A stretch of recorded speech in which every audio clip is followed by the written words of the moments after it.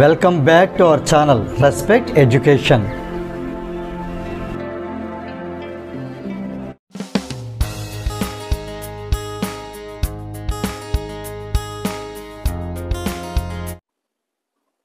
ఈ క్లాస్లో మనం ఎక్సర్సైజ్ 3.1లో ఫోర్త్ ప్రాబ్లంలో ఫోర్త్ బిట్ ఎలా సాల్వ్ చేయాలి నేర్చుకోబోతున్నాం. ఇప్పటికే 3 బిట్స్ సాల్వ్ చేస్తాం మనం.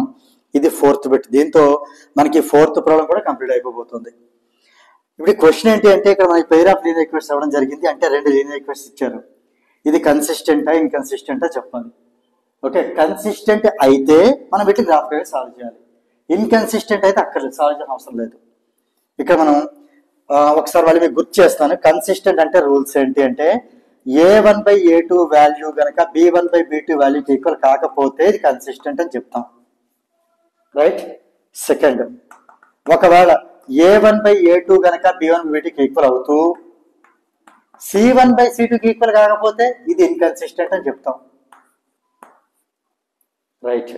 థర్డ్ వన్ ఏంటి, A1/A2 అనేది B1/B2కి ఈక్వల్ అవుతుంది, దాంతోపాటు C1/C2 కూడా ఈక్వల్ అవుతుంది. 3 ఈక్వల్ అయిపోతున్నాయి. మళ్ళీ ఇది కన్సిస్టెంట్ అవుతుంది. అంటే ఈ రెండిట్లో ఏది జరిగినా మనకు కన్సిస్టెంట్ అవుతుంది. తర్వాత కన్సిస్టెంట్ అయితే దీనికి ఎన్ని సొల్యూషన్ ఉంటుంది, ఎలాగా జరిగితే కనుక యూనిక్ సొల్యూషన్, ఒకటే సొల్యూషన్ ఉంటుంది. ఎందుకు ఒకటే సొల్యూషన్ ఉంటుంది అంటే రెండు కూడా ఇంటర్సెక్షన్ లైన్స్ ఇండికేట్ చేస్తాయి. ఆ రెండు ఒక లైన్ ఒక పాయింట్ దగ్గర ఇంటర్సెక్ట్ అవుతాయి. ఇలాగా జరిగితే ఇది మనకి ప్యారలల్ లైన్ ఇండికేట్ చేస్తాయి. కాబట్టి అంటే అక్కడ మీట్ అవ్వవు. సో దీని ఇది నో సొల్యూషన్ అని అర్థం. No solution. ఒకవేళ ఇలాగే ఉంటే ఒక లైన్ గ్రాఫ్ మీద ఇంకో లైన్ కూడా వచ్చేస్తుంటుంది. అంటే చాలా పాయింట్ల దగ్గర ఇంటర్సెక్ట్ అవుతుంటాయి. కాబట్టి దీనికి ఇన్ఫైనెట్లీ మెనీ సొల్యూషన్స్. ఇది మన జస్ట్ ఏంటంటే కొంత ఐడియా చెప్తాను, అంతే. కొంత ఐడియా చెప్తాను. అంటే కన్సిస్టెంట్ అయితే ఎందుకు మనం సాల్వ్ చేయాల్సి ఉంటుంది అంటే కన్సిస్టెంట్ అయితే వాటి సొల్యూషన్ ఉంటుంది. ఇక్కడ ఒక సొల్యూషన్ ఉంటుంది, చాలా సొల్యూషన్ ఉంటాయి. ఇన్కన్సిస్టెంట్ అయితే చేకలేదేమో కూడా. ఇన్కన్సిస్టెంట్ అయితే గ్రాఫ్లో చేకలేదు. ఒకవేళ చేసినా 2 ప్యారలల్ లైన్స్ వస్తాయి, ఆ రెండు అక్కడ మీట్ అవ్వు, సొల్యూషన్ ఉండదు. సో ఇప్పుడు ఏం చేద్దాం అంటే ఈ మూడింట్లో ఈ ప్రాబ్లం ఏ కండిషనింగ్ మ్యాచ్ అవుతుందో చూద్దాం. ఫస్ట్ ఏం చేద్దాం అంటే A1/A2 ఫైండ్ అవుట్ చేయబోతున్నాను నేను. అలానే B1/B2, అలానే C1/C2 కూడా ఫైండ్ అవుట్ చేస్తాను. ఇప్పుడు A1 అంటే ఇది ఎక్స్కోషియంట్, ఇది A1. ఇక్కడ వాల్యూస్ వస్తున్నాను. A1 is 2, B1 is -2, C1 is -2. A2 is 4, B2 is -4, C2 is -5. Right. ఇప్పుడు A1/A2 అంటే 2/4. 2/4 2తో క్యాన్సిల్ చేద్దామా? 2 1 2 2 1/2 వచ్చింది. B1 అంటే -2 బై ఇది వచ్చి -4. -1 క్యాన్సిల్ అయితే 2/4 అది కూడా 2తో క్యాన్సిల్ చేస్తే 1/2. ఈ రెండు ఈక్వల్ అయ్యాయి. ఇక్కడ C1 అంటే -2, ఇక్కడ C2 అంటే -5. -1 క్యాన్సిల్ అయితే 2/5 వచ్చింది. ఇది మనకి 1/2 కాదు కదా. మనం ఎలా క్యాన్సిల్ చేసినా 1/2 అవుతుంది కదా. అంటే ఈ రెండు ఈక్వల్, కానీ ఇది మనకి ఈక్వల్ కాలేదు. అంటే మనకి ఏంటి వచ్చింది condition here,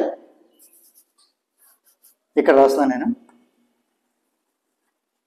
here we get A1/A2 value B1/B2 value రెండు సేమ్ వచ్చాయి, కానీ C1/C2 మటుకు రెండు డిఫరెంట్గా ఆన్సర్ వచ్చింది. ఇది దగ్గర పెట్టుకుని కండిషన్ చెక్ చేయండి. ఇది దేనికి మ్యాచ్ అయింది అబ్జర్వ్ చేయండి. ఇది సెకండ్ దానికి మ్యాచ్ అయిందా? A1/A2 equal B1/B2 not equal C1/C2 కదా. అంటే ఇట్ ఈజ్ ఇన్కన్సిస్టెంట్. అదే కదా చెప్పాను కదా, ఇది వచ్చుంటే కన్సిస్టెంట్, ఇది వచ్చున్నా కన్సిస్టెంట్, కానీ మనకి మిడిల్లో వచ్చింది కాబట్టి ఇది ఇన్కన్సిస్టెంట్. It is inconsistent.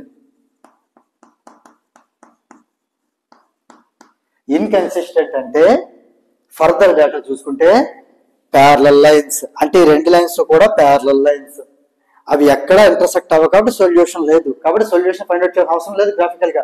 ఒకసారి క్వశ్చన్ చూడండి. ఈ పెయిర్ అనేది కన్సిస్టెంటా ఇన్కన్సిస్టెంటా అంటే ఇన్కన్సిస్టెంట్ అయ్యింది. కంటిన్యూషన్. ఇఫ్ కన్సిస్టెన్స్ అయ్యి ఉంటే అంటే ఇది కానీ జరిగి ఉంటే okay, obtain the solution graphically. అప్పుడు మనం గ్రాఫికల్ గా అంటే గ్రాఫ్ యూజ్ చేసి సొల్యూషన్ ఫైండ్ అవుట్ చేయాల్సి ఉండేది. ఇది ఇన్కన్సిస్టెంట్ కాబట్టి ఇంకెక్కడతో కూడా అయిపోయినట్టే, గ్రాఫికల్ గా చేయలేము. సో దీంతో మనకి ఈ fourth problem fourth bit entire fourth problem కూడా కంప్లీట్ అయింది. If you feel this video is helpful to you, please like, share and subscribe our channel.